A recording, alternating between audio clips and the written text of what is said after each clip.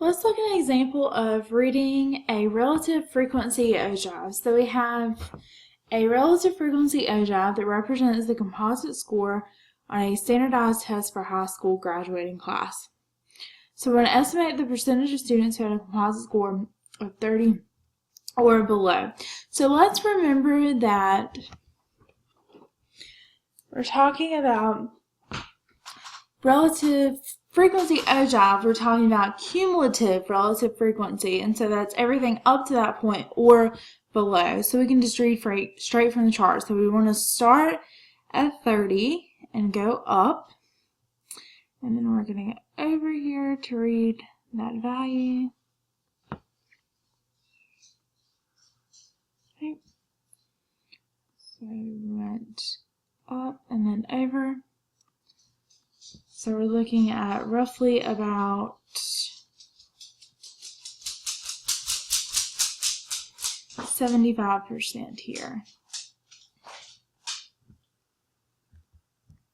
Skip a question here. Let's look at if 1,300,499 students for the Class 2 exam, approximately how many students scored 30 or below. So I'm going to take that number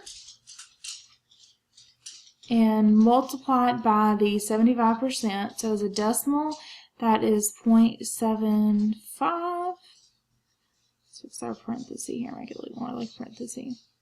So when I do that, I get 975,374.25.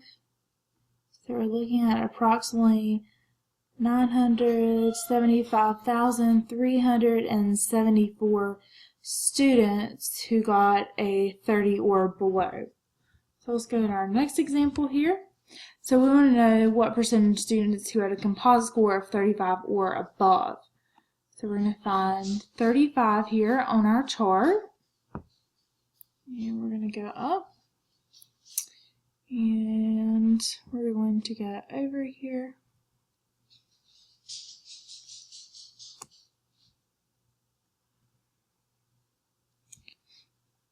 So rough estimate here. So close, you want to make sure you're showing your work.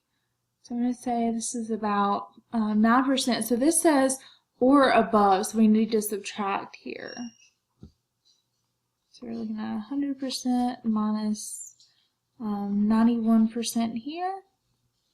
So we're looking at about 9% of the students who had a composite score 35 or above. Now we want to know approximately how many students scored 35 or above out of that same number. So we're going to take that number here and multiply it by the 9%. So as a decimal, that is 0.09. So to do that, we're going to either, you can move the decimal 2 places to the left, or you can take the number divided by 100 in your calculator and see what you get to write in decimal form.